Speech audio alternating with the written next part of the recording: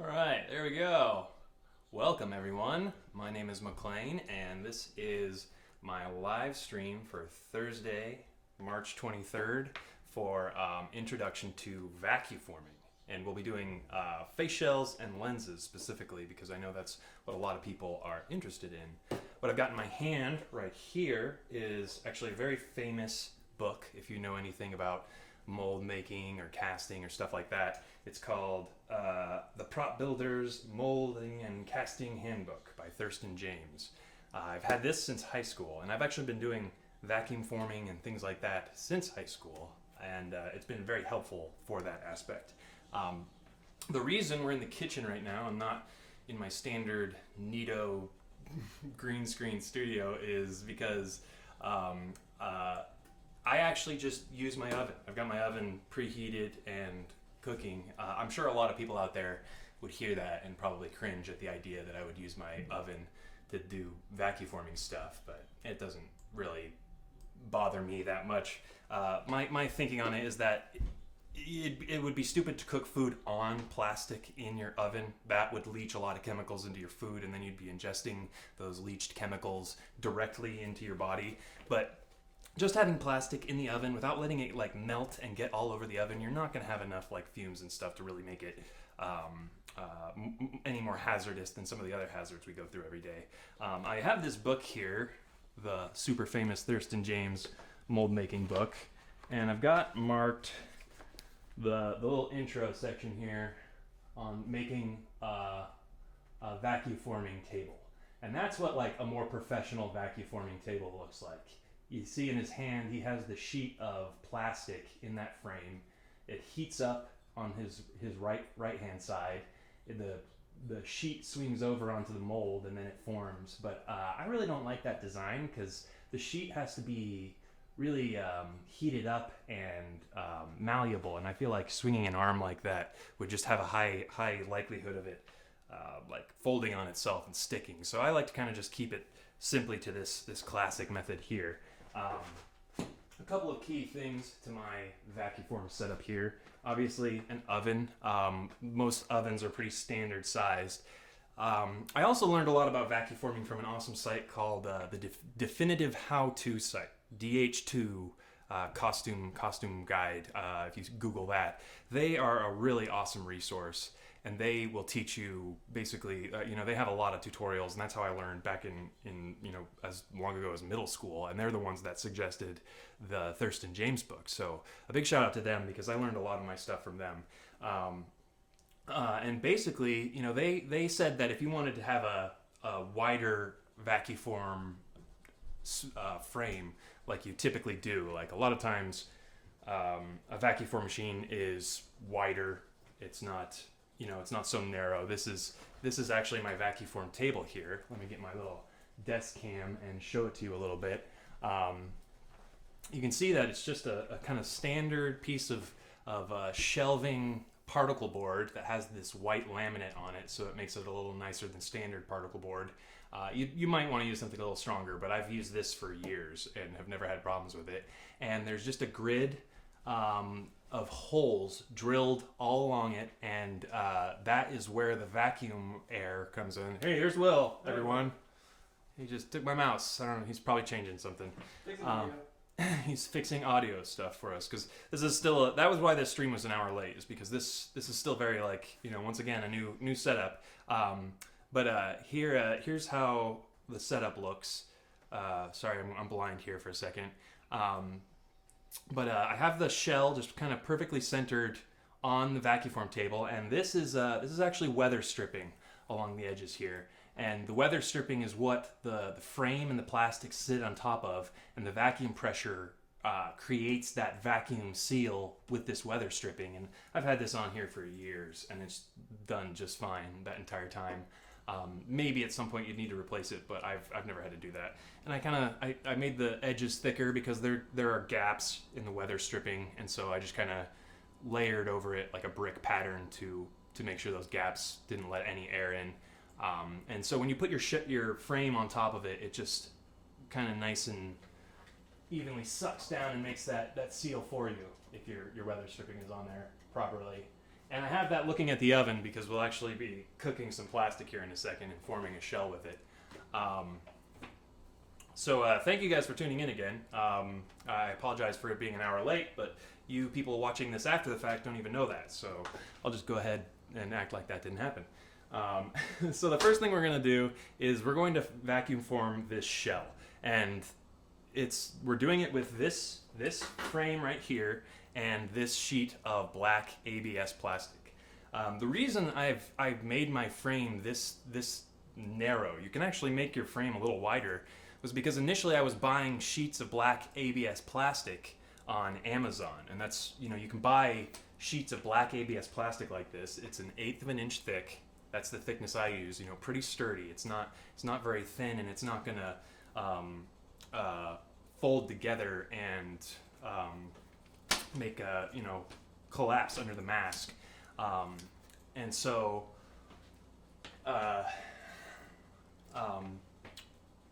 sorry, Will's editing a bunch of stuff on the computer right now. I don't know if the audio is good and you guys can hear me or not, but it's only the left channel here. Yeah, a lot of stuff going on the computer right now. This frame here, I'll talk about this frame. What this frame is it's actually made just from the rulers that you get from Home Depot. You can buy actually I can't find these at my local Home Depot anymore. Maybe they wised up to the thing I was doing, but these rulers are actually really great. They're yardsticks, actually, technically. And the Home Depot sells them and probably like Lowe's and other whatever hardware store sells them. They're great because they are really straight. They're kind of already finished so that they're not just directly untreated wood. I just keep them together with these wing nuts, and then there's a bolt that goes all the way to the bottom of the frame. And I actually have that nut that's flush with the bottom, and that's key. It's got to be flush with the bottom. It can't be sticking out at all because it has to land on top of that weather stripping. Oh, everyone's saying hi. Hey, Jared and Jackson and Flubdub and Jetty and Twisted. Shout out to all you guys.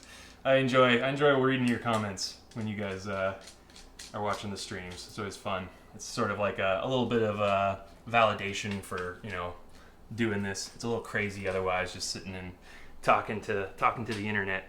Okay, so I'm just twisting off all of these wing nuts, and a lot of people have much more complex, well, not complex, but nicer quality frames that are metal and have like clamps and stuff. But I made this one years ago, and it's worked really well, and it just kind of is creature of habit sort of scenario. All right, so, and another thing is, a lot of times when I vacuform, I do have defective shells, or sometimes they don't come off of the buck very, very smoothly. And when that happens, it's kind of too bad, and you just have a defective shell. But it's interesting that might happen on the live stream. Who knows? Okay, so I took the 2 layers apart, and you can see that I've got 2 layers of Home Depot rulers or yardsticks. Sorry, I'm probably getting far away from the mic every now and then. Give me 1 second.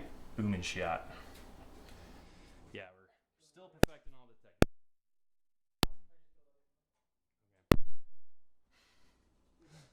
Okay, we killed audio for a second there. Anyway, so I've got these bolts, and they're these middle bolts are removable. I'll show you why in a second, but they're flat-headed, and they have that cone shape to them, so they're easy to sink into the frame. I'm gonna drop everything during this stream, just so you know. Okay, so I've taken the 2 halves of my frame apart, and it's pretty simple. I actually have the placement of the holes such that you can actually lay a sheet of plastic inside of the frame, and you don't need to do anything really. All you need to do is put the 2 sides back together. I have it indicated on here which side is right and which is left, because I didn't make it so perfectly that it could go on either way. Okay, so you want to make sure that your plastic's all centered inside of your frame. I just got it all nice and in there like you're framing a painting.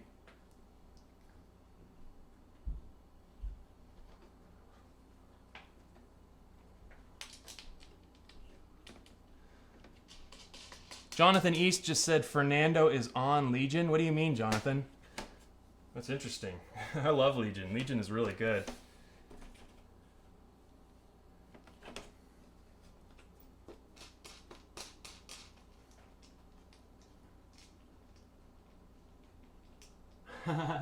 Flubdub, thanks. Yeah, I've got a lot of pictures of stuff I've done over the past years, and it's definitely you've got to, when you're starting out. I'll kind of do a Bob Ross thing right now. There's no such thing as like being just like supernaturally skilled, or like people that don't have the skill and can't do it. Everyone has the skill. It starts as just an interest. It starts as something that you put time into, and even if it's bad at first, you have the interest enough to make it better, and that's where skill and talent come from, and that's basically like directly from Bob Ross. But that's, it's a kind of PSA towards like just, work at it. Like the internet is such a wonderful resource these days. Okay, so since I'm molding a shell here,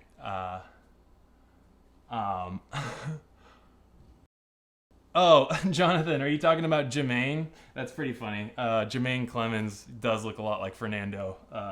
If you look back at one of my live streams, Jonathan is saying that, yeah, my friend Fernando Alfett looks like Jermaine. That's pretty funny. And Legion is a great show. If you guys haven't seen Legion, Legion is like one of the best shows since Breaking Bad, I think. And so go back and watch it from the beginning, because every episode is like an individual movie that you get, every week. There's actually only one more week. I think the season finale is next week. Okay, so what I'm going to do with this frame actually is I'm actually going to drill some holes through the plastic, because if you see here, it's going to be a lot of stretching to get this plastic to conform to the shape of this face shell. And so I drill these holes, and I'm going to move the bolts into this other set of holes in the frame, and that will pin the plastic to the sides. It'll hold it, because the plastic can stretch and it can conform, but if it has that hole, it's not very likely to like snap or pull apart. I've never really had that happen. So I'm going to do this over the trash can really fast. Makes a little bit of a mess. So I always, anything messy I like to do over the trash can. Although you sometimes lose stuff in the trash can, which can be annoying. Okay, so I just moved that bolt down into that hole.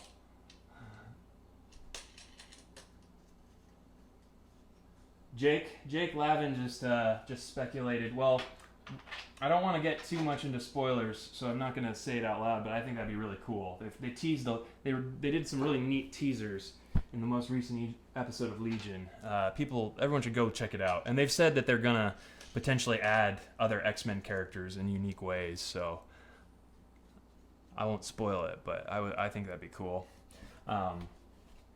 I mean, it's not too much of a spoiler because it's an X-Men show. I mean, it's the premise is very much it's in the X-Men universe, and Legion is an X-Men character. But other than that, the show is very, very unique and good about not like being a standard X-Men show. Okay, back to the Vacuform tutorial. So I've got the frame, all put together. One thing I didn't mention is I've got these little wings on either side. If you think about your oven, the frame I've got here is actually not as wide as the width of the oven, and I made these metal wings out of just a thick gauge of wire, and with these little wings, they actually slide into a tray slot on the side of the oven, and the entire tray and Vacuform thing go into the oven and can sit there as long as it needs to, because it's just metal and wood here. And this wood, if you can see, I'll show you on my detail camera, it's been scorched. This frame has gone into the oven countless times, like around 100 at least, if not more. And I think I need to make a new one because it's starting to kind of buckle a little bit. But because it's ultimately it's 4 layers of these Home Depot rulers. And they're connected with wood glue, so it's a really solid connection. And so it would take a lot for the oven to actually like warp or distort these. Although you can see, right here, it's burnt just from the nature of how the oven heats up.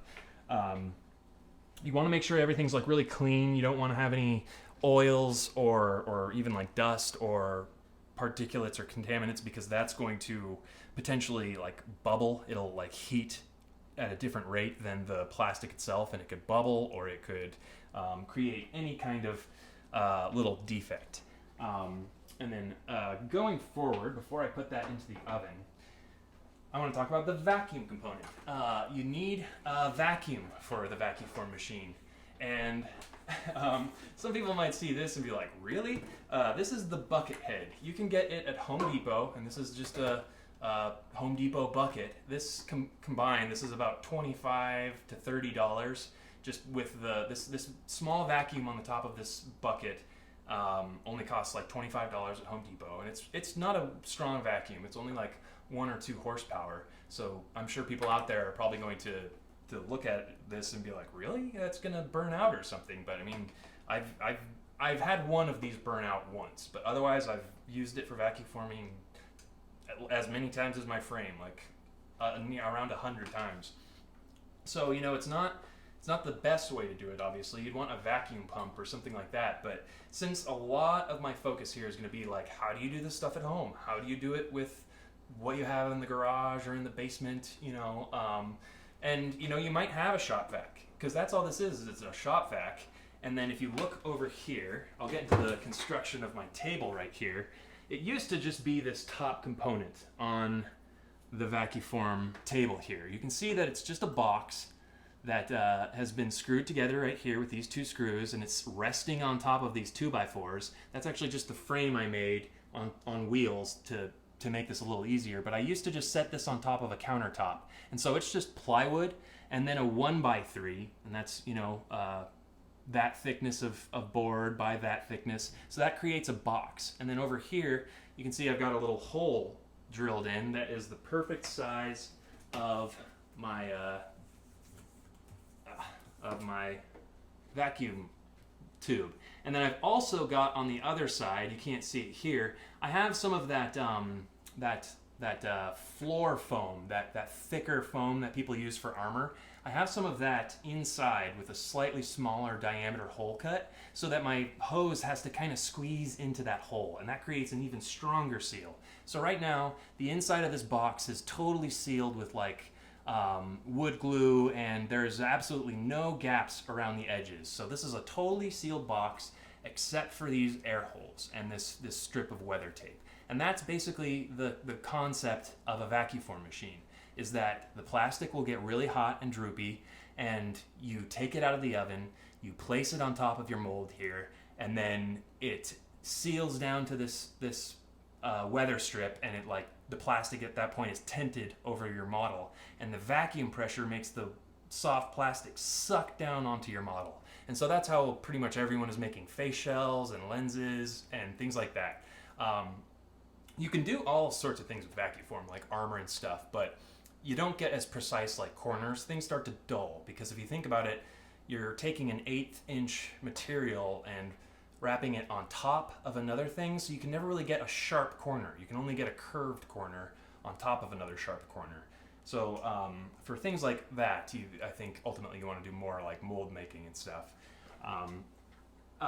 Oh yeah, and then also you'll see that this mold that I'm about to cast on, this is my Vacuform buck. This is what you want to be casting on. It's actually a layer of plastic, but then it's hydrocal plaster underneath. So it's got a really stiff internal core, but then it's this nice durable plastic on top. Because hydrocal, after a lot of vacuforming, because hydrocal is a porous material, and so when you vacuform, the really molten hot plastic will mold into the porous little pores of the hydrocal, and so when you're pulling it off, you're actually destroying the hydrocal a little bit every time, and it gets worse and worse and worse, and compounds and compounds. And so that's what this plastic layer I have on top is good for. You couldn't do only plastic though, because plastic, well, depending on the type of plastic you use, most plastics are also thermoformable, and so if this was just plastic, I'd actually start to melt the mold, the buck, that I have made of plastic, and it'd start to kind of shrink and shrivel under the vacuum pressure. I learned that the hard way a couple times. So it looks really glossy and kind of wet because I put a very liberal amount of mold release onto the mold. Mold release is basically, it's kind of like Pam, or what you use for baking to make sure things don't stick to the pan. You get this at like Reynolds or any company that sells plastics and silicones. And mold release is just kind of a general purpose thing that you spray on whatever you're doing. For vacuforming, you really want to have a lot. You want to have like right now you can see it looks almost wet because I've got just so much mold release on there that there's no way that it's going to stick and not come up from that. That's funny. Jared said he's watching from Denny's. That's the future. You watch some random stranger's live TV show while you're eating lunch on your little device. I mean, it's pretty crazy. Okay, that's my freezer deciding to make some ice. All right, so I think I've covered everything here. Another thing, oh no, I actually have not. Another detail of the Vacuform buck is that if you have indented portions like I do here, this whole lens area is indented. So when the plastic makes a seal over it, it actually might not get all of these details because it doesn't have quite the same vacuum pressure. So I've actually drilled holes, little key holes. You can see one up in the back corner, and that actually makes it so that the vacuum pressure that's coming from underneath comes up through the mold and actually sucks the eye holes into the eye sockets, and that's pretty key.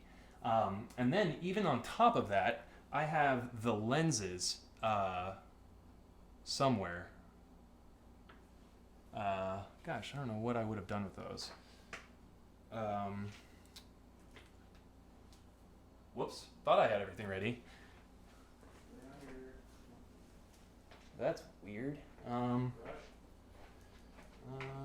think so. I think it might be magnetic. No. Well, I'm glad I didn't start vacuforming. That's another good note, is make sure you have everything ready before you start to vacuform, because you only have one chance. It's kind of a high stress thing, so. Huh. It's weird. Oh yeah, that's right. I took them off earlier to do the mold release, because mold release and things like that, you don't want to do that like in your kitchen, because mold release will create like a sort of puddle, a overspray anywhere you use it, and it can actually get like really slick. So if like you spray in your kitchen with mold release, you can actually make the floors like dangerously slippery. So be careful of that. Winterboy just asked, does Pam work as mold release? Yeah, Pam actually does. In a lot of circumstances, you can use Pam as mold release. And another good mold release is just dish soap and rubbing alcohol. Rubbing alcohol comes in these containers from the store, from the grocery store, or wherever. You want to just go ahead and get this. Get whatever percentage isopropyl rubbing alcohol. And this is for a lot of different stuff. Like, it's good for cleaning up Sharpie marks and cleaning up a lot of things, because it evaporates really fast. So you mix that with dish soap and it thins it out a little bit, and that creates a really good mold release.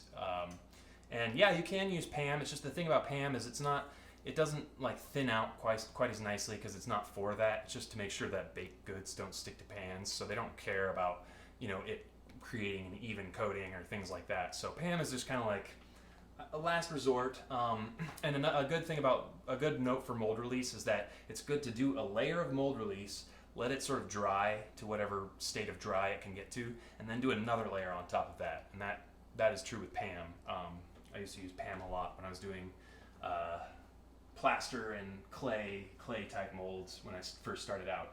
So I've got my lenses here. The reason I brought these over is that this is actually how I create my little magnet grooves here. So if you're looking at my shell here, you see that I have those little magnet notches. I actually do have magnets in there. I don't know why I felt the need to shake the camera. I have magnets in there, and they attract the lens here. And there's a slight gap all the way around the lenses.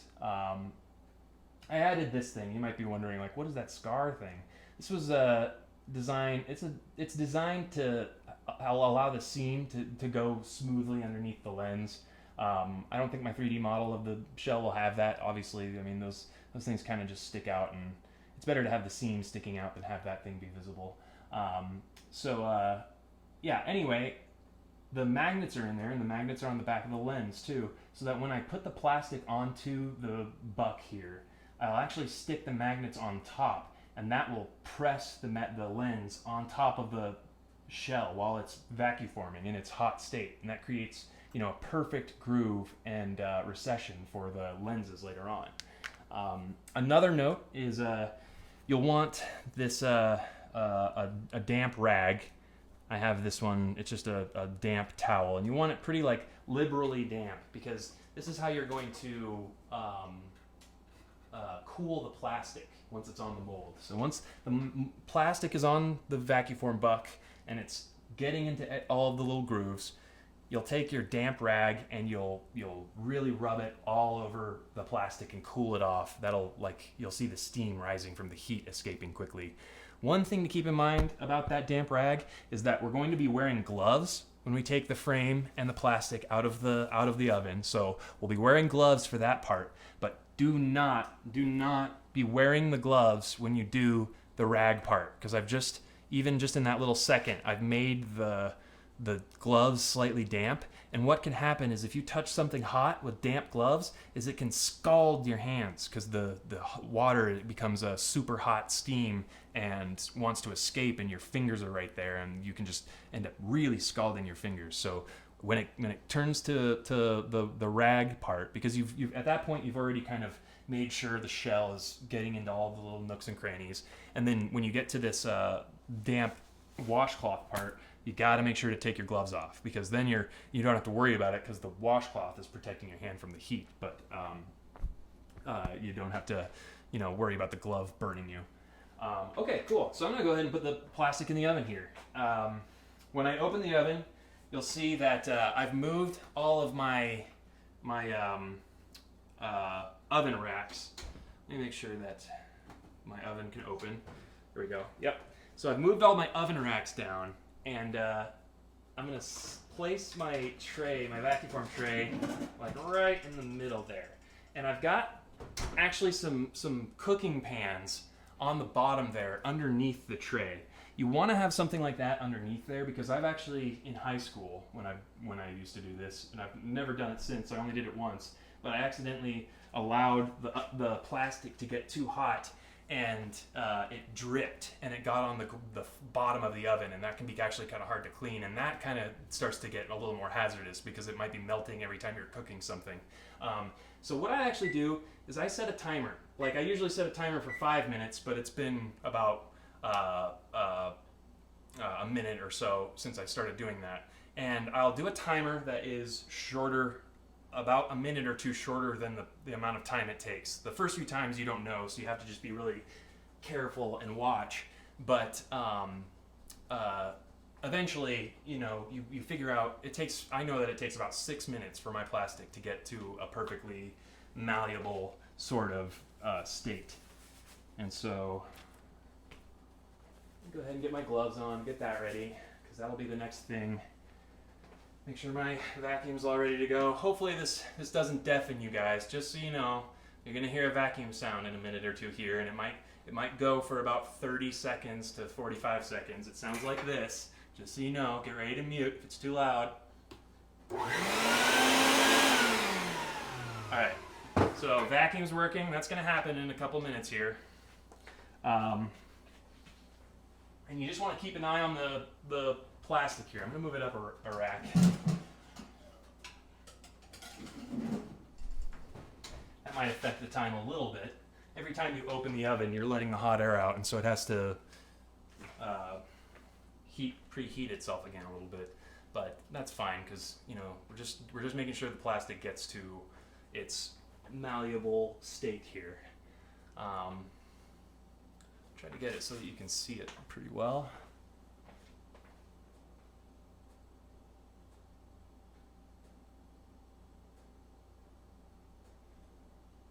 that's cool. Jared just had a comment about it'd be cool if they incorporated the face shell into the movie and had him figuring it out. Yeah, that seems like something they should have done by now, but now they've kind of done that with Iron Man. It's like, oh, well, he has lenses and the suit because of Iron Man. Like, they kind of have solved Peter Parker having the suit in the most logical way in that universe. So that was a good way for them to kind of solve that. See if you'll actually be able to see the droop here on this cam.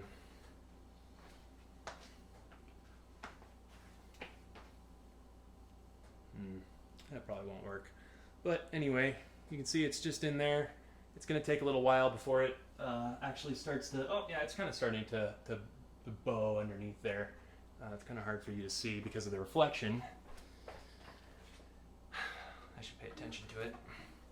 And as far as how much it should be bowing down, I've learned that especially with this really large face shell shape, it's basically got to bow not as far, because then that's as far as basically it's become watery and it's going to fall apart. But it has to go down pretty far in order to really make that stretch and stretch underneath everything. Okay, it's going about 2 inches down. I don't know if you can see that on the camera or not.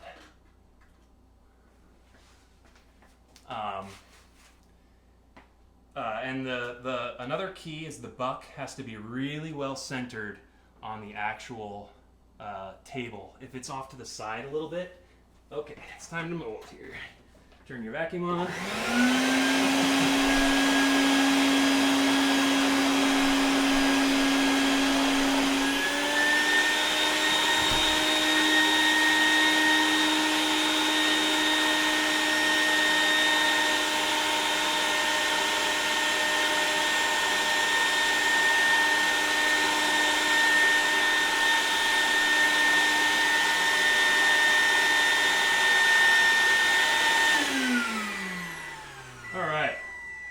Sorry if that was really loud and annoying. I hope you saw the warning I had a minute ago. I could have probably warned you a little bit more that time. And so, once again, that was super easy. It only took like 30 seconds of actual vacuum pressure until it actually, fully compressed. I got a little bit of like a web here under the chin, but it's below where the actual chin ends, so it's not something I even need to worry about.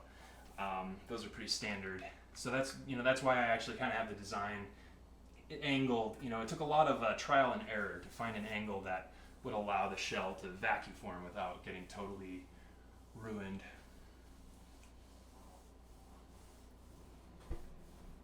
Yeah, I'm glad you guys got to see that live on the stream. I bet that was pretty cool. I should have had my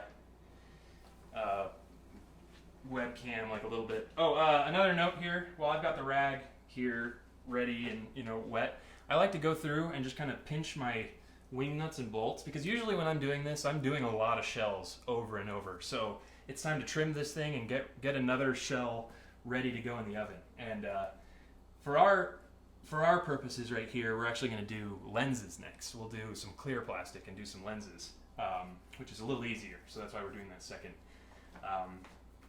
Okay, great. So now that we have just formed this, it's still hot. I like to, you can't be too reckless with your lenses because they're also thermoformable. But I mean, I've used these are my main lenses that I've made back in the day that I've used for a year now to cast and form these shells. So I'm gonna grab a blade really fast.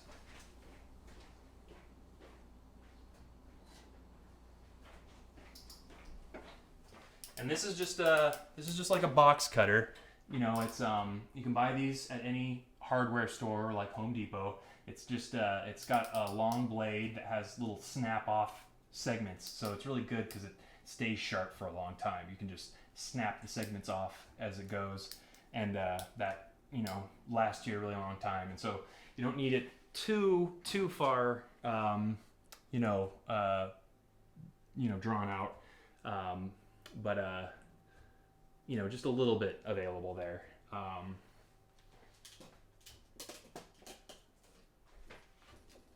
This will be fun. Trying to figure this out. Huh, there's a lens for you. Whoop. Take that, webcam. All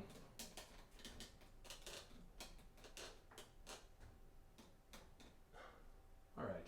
So when it comes time to trim, I'm gonna have to move this camera back, but this will be good for explaining what to do in trimming. I like to wear gloves first of all. You know, no reason to risk your fingers at this point because we're talking about sharp blades and sharp plastic. I usually take the frame off first because that's, you know, there's no reason to have that in the way. And you take your blade and you just kind of go a little bit outside the perimeter of your face shell. And you have to put some force into it. That's why you want a really sharp blade.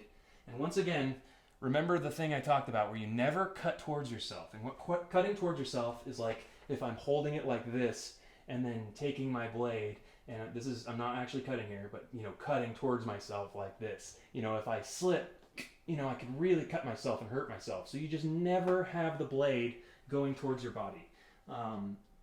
And then that gives you the freedom to kind of put some force into it and not worry about hurting yourself. And there's some space in here. It's not totally able to get all the way up into that jaw shape, and I actually kind of like it that way because that really allows you to see that you're cutting through. And you'll notice if you're doing a shape like this, the plastic is pretty thin down here. It's almost like papery thin, but that's okay because in a majority of the shape of the shell, it's kept its 1/8 inch thickness, or, you know, slightly close to it. It had to stretch a lot. But that makes it thick enough that the mask fabric doesn't, you know, contort the mask. It doesn't squeeze the face shell, which can happen if you use too thin of plastic. Yeah, you can kind of see this. So I'm just going to go ahead and try to cut this one out really fast. I have a lot of experience with this. That's my coffee maker turning off.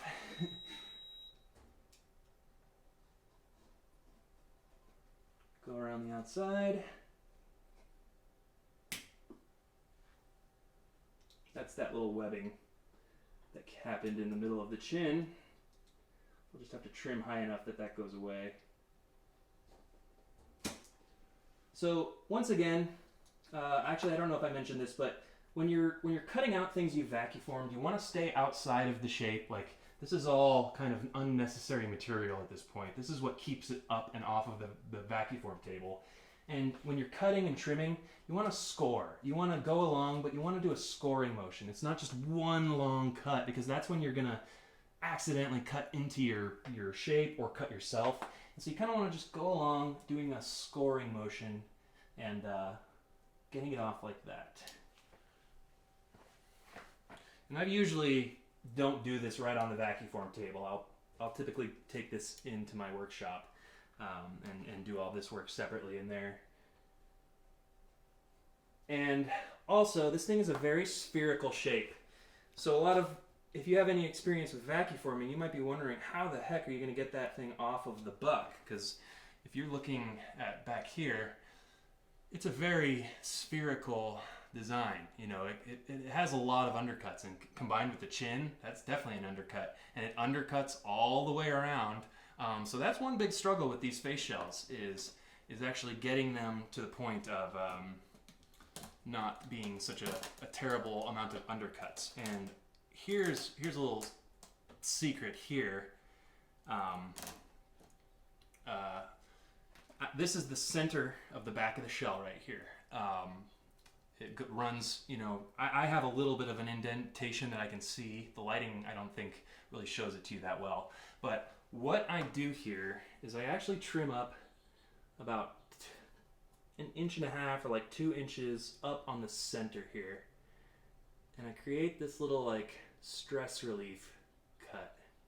I try to be as precise with that one as possible because this cut is part of the finished shell. You actually have this little sliced area that if your head's too big, like for me, typically my head doesn't fit into the shell. Like when I used to make it out of urethane in a silicone mold, my head actually wouldn't fit inside of the shell. I had to trim it really high up. But with this little stress relief line, people with bigger heads like me can actually wear something like this. It's pretty nifty. Although people with smaller heads, you know, you almost want a complete helmet that goes on the back of the head so that you don't have that line that falls off. Okay, and so I've trimmed it all the way around, and I do need to get the frame off at this point, because what I need to do is I need to kind of trim into the plastic. And I go back to my airline snips here. I use these for a lot of stuff. If you've seen my streams where I make lenses and frames and stuff, I use these all the time. And so you take this frame off the outside and you're just left with the plastic, and you cut lines up, you know, up along, like right basically up to where the buck is at. And then you have to take your knife and finish those lines up to the side, and that's what allows you to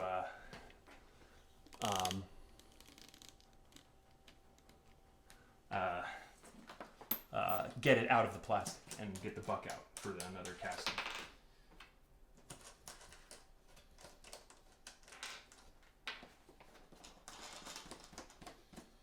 And if you had clamps here, it'd be a little faster, but I use wing nuts because, I mean, this is going pretty quick. It's not like clamp quick, but the other thing that's nice is that this bolt that has the wing nut on it pins the plastic. Because if you had just clamped the plastic really tight, odds are it would have pulled out when you were doing this shape. To do a huge shape like this in such a thin sheet of plastic, it really pulls down on the plastic. If it wasn't really well secured right on those two edges, it would actually probably just pull the plastic out of the frame. So take the top part off. I grab the buck, you know, pretty securely. You don't want to drop that and hurt that at all. Move my frame. Bolt likes to fall out on one side but not on the other. And so now I can show you how I just basically take my snips here, go up here. Sometimes it'll just pop right up to the line that I have already trimmed. And then on the bottom of the chin here. You have to be careful though, because you have to know that your cuts are pretty well completed, or else when you're ripping the outer frame off of the thing, and that's really what you have to do, is you kind of have to muscle it off and rip it off. You might accidentally rip into your own shell, like the actual shell material. And I have quite a few defective shells that have rips in the chin or rips up on the top of the edge.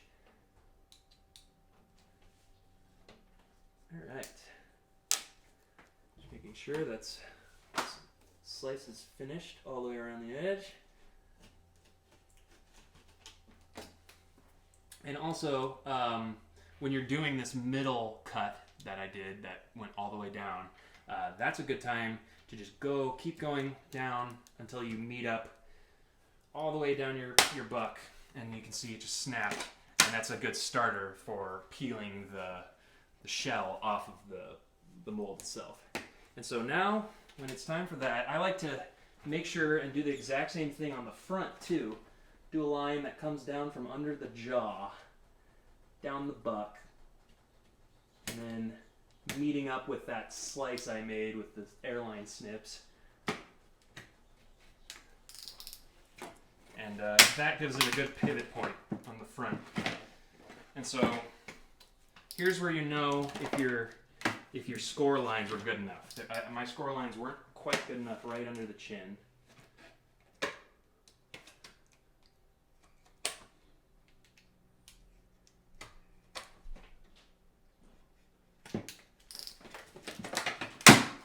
Boom, 1/2 off. Ooh, that was loud, sorry. And you can see it's kind of fighting me here. It's just not quite scored well enough on the chin. And that's what I was mentioning. You know, you just want to make sure it's scored properly, because sometimes if you pull and you really have to fight it too much, then you're running the risk of tearing it up into your actual shell. Because sometimes, you know, this is a big stretched shape that it had to make it had to basically it had to stretch the plastic a lot to make this shape. And so there are kind of some stretch marks in the plastic in some of the more extreme places, and those are the places where it's more likely to tear when you're putting stress on it, when you're tearing it off. And so now we see if that middle line up the forehead was good enough to actually get the shell out of that. So you can see my middle line that comes up to here. And after you free it, you want to drill a hole at the top of that slice, because if you have just a slice that goes up into your shell, when there's pressure on it, it might continue to tear. But if there's a hole, like a clean, uniform hole, there's not so much of a direct area to start tearing. And so take your knife and just make sure, because you can kind of hear a pop. Yeah, I think that one's basically pretty free. And so this is difficult because, like I said, if you look at this thing, look, it's basically totally undercut all the way around. It's totally undercut. So look, it's undercut under the jaw there. It's undercut all the way under there. Super undercut there. But because of this little stray stress line, you'll even see it when I'm trying to pull this off here. It's going to separate enough and be able to actually pull off. And it's possible that if you don't do your stress line big enough, like, I don't know, I might want to make mine even half an inch bigger or so. It's possible that your jaw, the jaw portion of the shell or something like that will get a crack in it, because something has to give. To get this thing off the shell, something has to give. So what I'm doing here is I'm putting my fingers under the shell. I have the shell pinned against my body here, against my leg, and my fingers are at the bottom of the shell, and my thumbs are against the buck here, and I'm just trying to gently work the shell up and off the buck. And basically, if it's struggling against you, that might mean you didn't put enough mold release on. It always struggles a little bit until you get to that kind of sweet popping spot. Oh, and another thing, which might be my problem here, is if it goes all the way down to this crack here, you can see that I've trimmed like half an inch off already. If it goes all the way down to the crack, it will not. No amount of line right here will get it off. Like if you're having troubles, like I sort of am, I don't think it's necessarily that though. Then that can be a problem. Is that the shell is not going back, or it goes back too far. I might kind of be grabbing a little bit too much right here.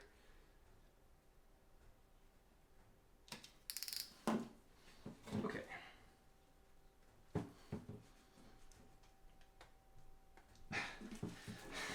Be a little embarrassing if I couldn't get this thing off on the stream. I swear this is how I do it though. Oh, there we go. Okay, so I loosened it a little bit, so now I can show you.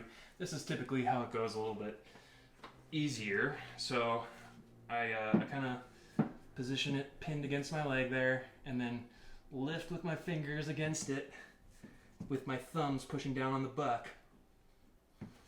Oh, I had it a second ago, but I pushed it back down. This is difficult. There we go. It's difficult because it makes an air, there's a totally air suction seal in there. You can see how much separation is happening in order to get that off of there. So you just continue to push like that, and you want to do one fluid motion or else it might crack somewhere. There we go. I heard some slight snapping, but just a little tiny slight snap at the end there, but that might have been the top crack. But that's kind of indicative. If you hear a snap, that can usually be indicative of a crack that's appeared. So here it is. It's just a shell.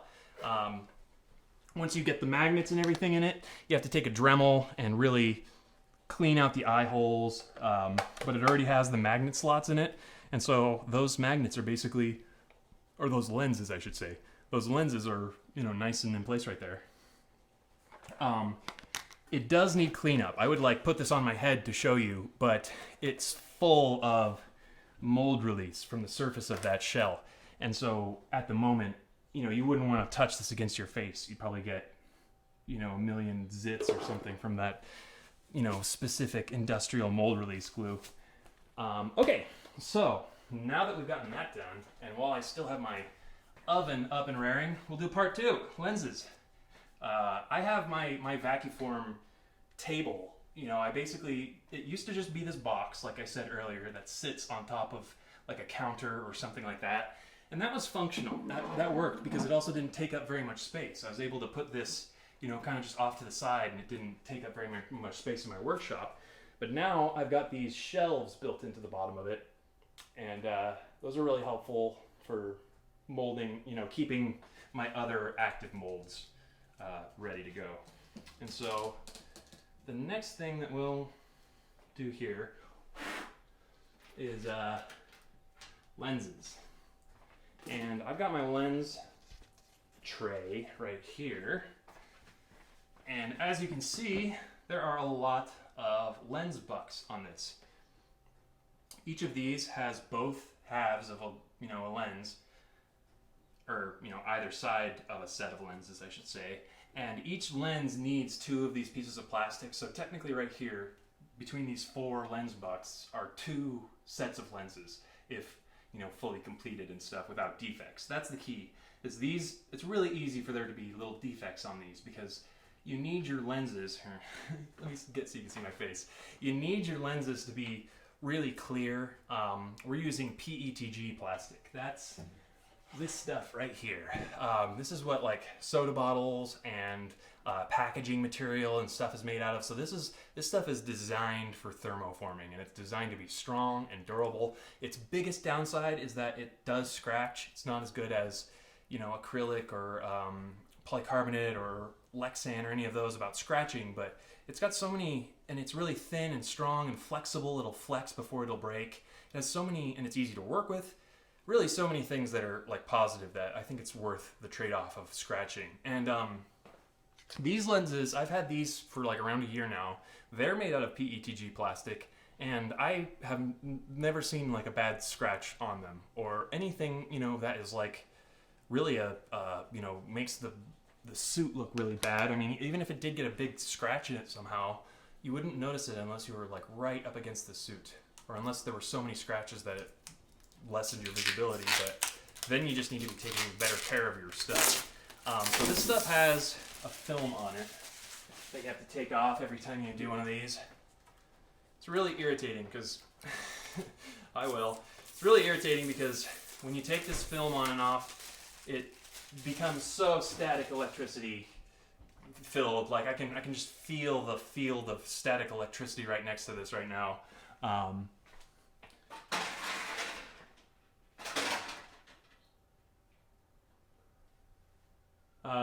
Flubdub, did I get these items from Uthman's? I don't know what Uthman's is, but maybe that's like a home appliance, like a tool store. If any tool store can work for that stuff. This I should mention, with plastics, online is typically your best bet. I would look online for PETG. I think this is 0.02 thickness. I really am not sure, but you'll find a scale that'll tell you exactly how thick. You really don't need very thick. This is incredibly thin plastic. It's flexible and it's just sheet form. And for these molds, I actually don't bother with the screw. I don't do that bolt on either side because there's not enough pull on the plastic to get it to actually pull it apart. This is also my house, just so everyone knows. It's not like any kind of workshop or studio. It's just my house. This is where I do most of my stuff. But that's kind of the advantage of this. I get to teach you, some of my insights on how to effectively do this stuff on a shoestring budget. Like basically, this whole Vacuform table setup costs about like $40 or $50 with all of the wood and weather stripping and glue, and then the bucket head vacuum included. It's really compared to most Vacuform setups, they can cost just $150 for an adequate vacuum. Because most people that teach you to make a Vacuform machine will tell you that you need a vacuum with 3.5 to 4 horsepower probably, and most shop vacs and things that do that are typically, around $50 to $100, and so your whole project is really going to get way more expensive. And so that's why I like this little bucket head so much. Even if the motor on it burns out, it really only costs like $22. So it's kind of worth the use, and it's great because it's small. It doesn't take up much space, and I use it for a lot of other stuff too because it's a full wet dry vac. And wet dry vacs, you can suck up water with that thing if you want, and it's just in that bucket. So it's a really, really handy tool to have. Okay, so I've reset my frame here. Typically I hit it with an air compressor hose just to get any of the possible little remaining dust particles off, because once again, this is even more important. You don't want any kind of little particles or dust or anything on the plastic itself, because if you have that, then it's going to, for one, it's going to show up if it's sandwiched between your lens and the plastic. Anything like that really disrupts like lenses, because lenses are difficult because it has to be really clear, really smooth. Like I had to really sand and polish these lens bucks to get them really as smooth as possible, because otherwise, if it's at all bumpy or porous, it creates this kind of bumpy lens that's difficult to see out of, and doesn't look as good. So I've got this all ready to go. It's fairly clean. These probably won't be the highest quality lenses, but I'm not going to worry about it. It's more about the teaching here. So same process, although if you're only vacuforming lenses, oh yeah, let me talk about the temperatures here. For when I was doing the ABS plastic, I had my my oven set at 450 degrees, because ABS is really high strength industrial plastic, and so it needs a really high temperature to get to its molding point, and that's so that it's unlikely to get to that temperature again and lose that shape. But this stuff, PETG, needs a lot lower temperature, like 350 degrees Fahrenheit, is typically good enough. And then it'll usually bend down quicker. And you don't need it to droop as much, because you'll also notice with clear plastics, as they start to droop, they'll also at a certain point start to bubble. And that's really bad. You don't want your plastic to go so far that it starts to bubble, because then you're kind of in trouble there. Put that guy back.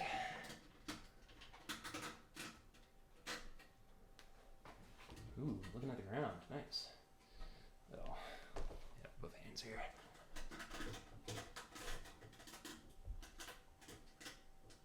Let me look at some comments really quick. Oh, that's okay. That's fine.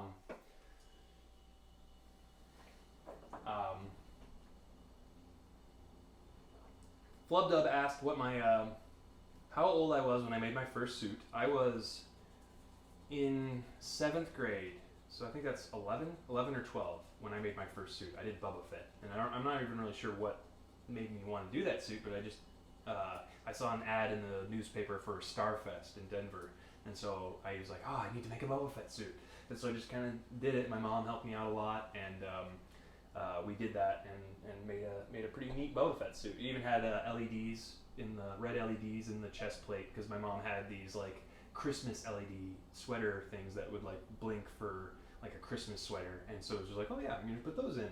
And I actually I won the Starfest Star Wars a category in the costume contest. I won the Star Wars category, and so it was really neat, for being in 7th grade, and I think that was a big part of getting into it, because then the next year I did like Jango Fett, and then I did General Grievous after that.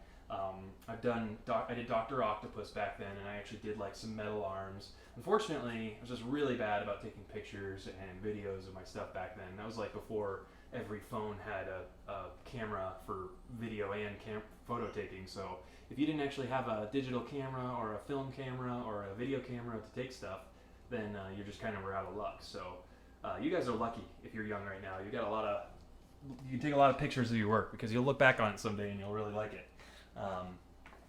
So I'm going to go ahead and do this. Got everything ready to do the vacuforming again. Make sure that my mold is pretty centered here. Okay, because this one, like I said, doesn't take nearly as long especially if I'm at 450 degrees. I'm gonna put my gloves back on. Another problem with vacuum forming lenses that I've had is they're such a large dome shape that you get a lot of the tenting lines, like the veins, I think they're called, where I think this is one right here, where you actually have this, the way it kind of pinches and makes this vein sort of effect on the center there. You can kind of see it as when I move it back and forth. But those webbed vein kind of things are when the material is compressing too much around the edges, but not on the top, and that happens a lot with lenses because they're a very spherical shape. And so what I typically do is I actually, as I'm forming, I'll stick my thumb into the plastic in those areas where I get really bad tents, typically, and that kind of has solved my problem.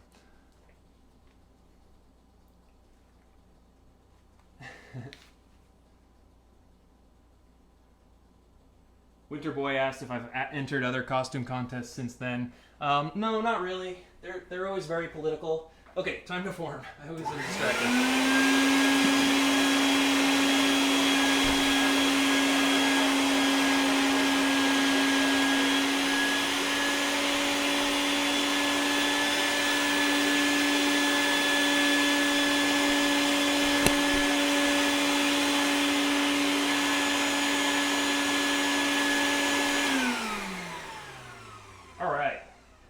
Yeah, I left that one in the oven too long.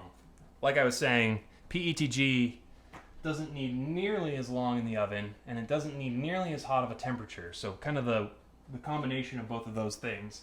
And I'm not going to form anything else now, so I'm just going to go ahead and remember to turn off my oven. Always want to do that. And you know, you want to be respectful, because if you're young like I was when I started out, you're probably using your parents' oven, or you know, someone you know's oven. So you want to be respectful of that. You don't want to be like ruining their stuff, or else they get mad at you, and then they look at this hobby as a negative thing that you know that you shouldn't be doing, and that's not very rewarding. So here you go. It's kind of good that I messed up a little bit, because it kind of shows you what happens when that happens. So what happened here is these like I wish I could remember what they're called. They're like veins or webbing or something. Maybe webbing. I mean, it looks like webbing, like if you had webbed fingers. But that's what happens when the plastic has to conform too much, and then rather than suck in evenly and conform, it pinches and creates that little ripple. That happened because I left the plastic in too long, and it made that mistake. But for the most part, they look pretty good. And sometimes when that happens, like say I've got this ripple on this half, well, this half's fine for the most part. It's got a little bit of the webbing down here at the bottom, but I don't think that's a problem. So this half's fine. So you kind of, after you've done a sheet of these, you want to just go through and mark them with a Sharpie. Be like, okay, this one has a little bit of an defect in it, and this one does as well, just so that you know and you don't accidentally use it in the future. And I have a big stack of lenses that have that kind of like webbing and stuff like that. And if you've used enough mold release, you basically should just have it coming, you know, right out of there, not without any major issues. And you know, they look pretty, you know, good. They're, you know, not too like ripply or bad or anything. They have the shape and everything. And so now you just take them out of the frame and trim them with the airline snips like I did. Here, I'll just go ahead and do that, just so that it's part of the tutorial. Try to make some more cohesive tutorials here, because I was thinking about my Blender tutorial last Tuesday, and I kind of just stopped at the chin. I could have kept going probably and kind of designed the chin a little bit, and maybe started designing the lens a little bit more too, so that, you know, people in the future, when you come back and look at those tutorials, it's good because it's got, you know, the basics, but it'd be nice if it just kind of went through the whole thing, so that if you are making a Spider-Man shell, you know basically exactly what I did. But mine will be available to get the STL file, so that'll be a thing someday. Just have to get it all together. a lot of different irons in the fire right now. I've got a lot of cool projects going on, and then the stream on top of it. I'm really just enjoying just the overall workflow I've got going right now. And I think the stream is going to be really important because if any of you know my work and my history with this stuff, I go through like highs and lows with my work where I'll be really active and really active in the community with my stuff, and then I'll just kind of disappear and kind of like have sabbaticals where I'm just gone for a few months, and I don't really do that intentionally, and so I'm hoping that this stream will be a really, really positive way to keep myself, active and really consistent here. Oh yeah. Try to get it so you guys can see here. So I'm just using my airline snips here and going through and kind of going around the general outline here.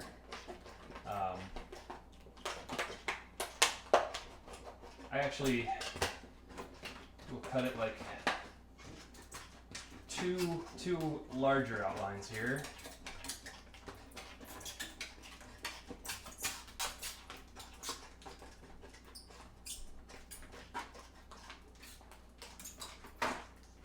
That, and then once you have those two lenses like that, I just go through in the middle and separate them like that.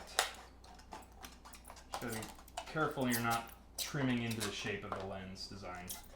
And then essentially, once you've if you've vacuformed a few sheets of these, that's really only if you're making and selling these things, which if you want to make and sell my designs, I'm totally cool with that. I'll endorse it as long as we talk about a little bit of a commission system. If I'm selling the STL files and the print files, I'll be happy to let you put those together and charge people for your services, as long as I get the slight commission of the file or the print file on top of that. And so I think that'd be a good system for that.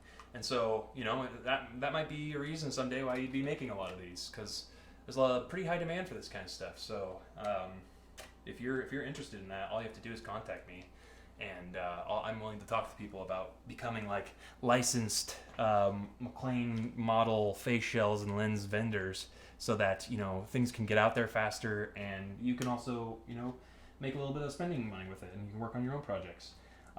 That's a good way to justify the price of the materials usually, because silicone and plastics and things can be pretty expensive, but because you're making silicone molds, you can make multiples. You can make 100 of whatever you've made if you treat the mold well, and then you can sell the extras if you've reached a certain quality.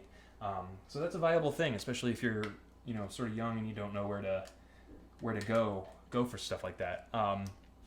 Okay, so I've basically gone through all of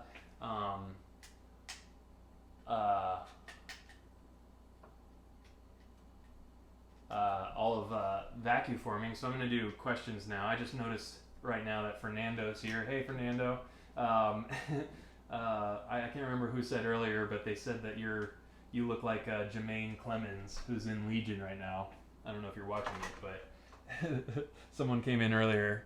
Maybe it was Jonathan, came in and was like, "Hey, did you know Fernando's in Legion? he's the guy in the submarine suit."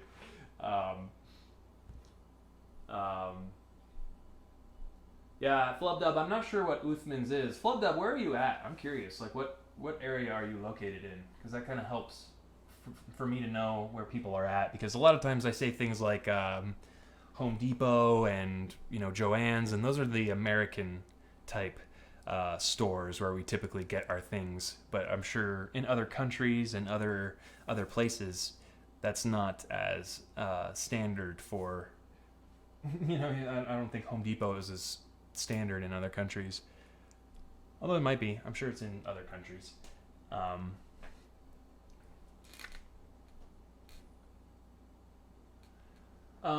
Laurent just mentioned that the Amazing Spider-Man 1 lenses, which are the gold sort of sunglass lenses, are pretty rare, and I have actually been working a little bit. If you look here, this is a buck I made, so it's the exact same format of this other buck. It's just 4 Amazing Spider-Man 1 lenses, and I actually took the shape from those sunglass lenses. And I have been experimenting with tinting and vacuforming with tinting, and then tinting vacuformed things, and it's possible. It's really difficult, and I haven't really like nailed down the perfect material that like accepts the tint. And you need kind of like oh, Flub Dub, you live in California? That's funny. I don't know what Uthman's is. I guess that's just something I haven't heard of. I just figured that was some other country thing. That's funny. Fernando, you must just have one of those sort of the character faces that looks like that.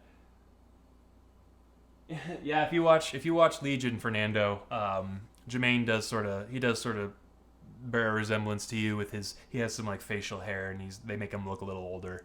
But yeah, that's basically the tutorial for vacuforming. I'm basically working backwards in these tutorials, essentially, because I know a lot of people want to know about like the shell and vacuforming the shell. I did that one because for those of you who want to know how to do the moving lenses, you basically need to have a shell like this. You need to have an ABS thick, sturdy shell, because it becomes the foundation for all of your mechanics. It's the base on the inside for where all of your mechanics and everything attach for those moving lenses. And so if you didn't have a really strong, like, and also it kind of needs to be a machinable plastic like ABS, because there are some bolts and components that you're screwing into the ABS plastic when you're doing the moving lenses. And so a lot of you ask like, do the moving lenses. It's like, oh my gosh, that's hard difficulty for me right now. I need to teach you so much stuff to get you to that point, because otherwise, I'm just kind of, the only people I'm teaching are other people who have face shells and stuff, and I know a lot of you have those, but I want you guys to be able to make it yourself and do that. But Laurent asked about the back to that Amazing Spider-Man 1 lenses. I'm also going to be putting these shells, the STL files, like we started to build this shell STL file in Blender on Tuesday. So if you guys are interested in that, you can go check that out. And I'm going to be building these shells in Blender and making really high quality STL files. I even have a design in mind that will give us the moving mouth, a good structure of a moving jaw and everything, while still keeping the structure of the shell. And that'll be easier to do with 3D printing. And so, it's going to be a really high quality STL file that you can either purchase and print from home, or you can just buy from Shapeways, which with Shapeways, they'll be making really high quality prints of the shell, and then it'll be the cost of the materials plus whatever the fees on top of that are, and it'll just all be available from the store. There will be no waiting, which will be crazy. That's unheard of in my business to date. But yeah, if you're getting those items from Shapeways, the lens are kind of the last thing. Like that's kind of the only thing I can't sell via STL file or Shapeways, which is why I'm glad I did the tutorial today, because I want you guys to be able to make your own lenses. Because I could sell a STL file for $1. I could sell a lens buck STL file. So basically, you would actually be buying this and 3D printing it. It's just both lenses flat laid together in the most ideal way to vacuform them, and you'd print that and you'd sand it really well, and then you'd just do this, what I just did. And like I said, it's a $50 setup for vacuum forming your own face shells and lenses and things like that. And so that would be I think a viable way, because then I could make a whole library of different lens shapes and frame types and shell shapes and different sizes of every shell and frame. And like, I'm really excited for the possibilities of this online store and online business, because in the past I've always really gotten bogged down in the construction, because like I'd love to have a whole library or a whole catalog of different like items and things that people can get, but I don't have like a whole business. I'm just a person working alone from home, and I really get bogged down in the construction. It always takes me a lot longer than I think it will, and I get bogged down in that. So I'm really excited that with Shapeways, I'll be able to kind of focus my energy on making new stuff, making exciting stuff, and then you can have it, because I know that's a huge component of all the stuff. What is Uthman's? Flubdub or Jackson? Tell me, like, is that a hardware store or a fabric store? I guess I could just Google it.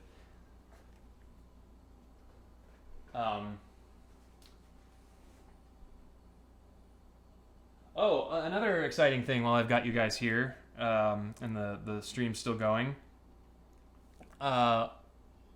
Chris had an interesting question. Chris Moore had an interesting question last stream. He asked if what the possibility of me looking at your work and giving you guys feedback on your work, the things that you guys might be working on. I really like that idea, and so I think in one of the upcoming streams, it might be on Sunday, I think, because I think Sunday is going to be the next stream. We've got some friends in town visiting. So on Sunday, I'm thinking tentatively, I'll be doing a stream where I'll ask you guys to send me some pictures or questions, and you can send them to the email address and the contact form on my website, and I'll look at them and I'll kind of, I'll compile some of them, and then on the stream on Sunday you can tune in and we'll go through your projects, and we'll like talk about everything basically. We can discuss like how you should do something, or problems you're having with materials, or a cheaper way to do something, because that's actually one of the things I'm good at, is I find just dirt cheap ways to do stuff. Like this Vacuform table, it only costs, like you're mentioning now that Uthman's is a hardware store, and yeah, I guarantee if it's just a hardware store, this is just wood, weather sealing, or weather stripping, and then a vacuum. And the only material that is kind of specialized are the sheets of plastic, and you might need to buy those online, or you can look for plastic distributors in your town. Just go to Google Maps and look for plastics, or just go to Google in general and look at plastics distributor in your city, and you'll find most cities have dozens and dozens of big warehouses that are just filled with all types of different plastics, like different materials and different thicknesses, and different colors. And like if you really just spend some time with that kind of business, a lot of times they won't give you the time of day, because all they're interested in are the orders that are like millions of sheets of plastic that they can make a ton of money from just doing the bare amount of work. And so sometimes they're not as willing to just like help out the little guy, like help out someone who's just getting started. But you can get lucky and find some places. But that's how you find plastics like this. Or you can just go online, Amazon, and this is PETG, and then the black plastic is ABS, black ABS, and I'm not sure what the size is, but it looks like it's about 14 inches wide. It might be a little bit less or a little bit more, but they sell just sheets that are about that size, and that's how I started with this Vacuform setup. And so you just need to make that basic setup of this frame, and it's just slats of wood. You can do anything. I mean, you could literally just a piece of plywood cut with the hole cut inside of it. It might not last as long, but anything that just pinches the two frames and doesn't leave air holes between the plastic. It has to pinch the plastic and not leave any gaps for air to get out of. But anything that does that, I mean, it's one of those situations where there's really not like a single right way to do it. There's whatever gets it done is the right way. Okay, and so I think that's a pretty good comprehensive introduction to Vacuforming. A lot of little tangents and stuff. If you haven't seen Legion, go see Legion. It's really cool. But yeah, thanks for tuning in. If you're interested, you can check out my Patreon. I've got the link right here. Yeah, oh yeah. I do these tutorials and streams for free. But if you're interested in maybe tossing $1 a month or something, I always appreciate it. But yeah, thanks for tuning in either way. Thanks a lot.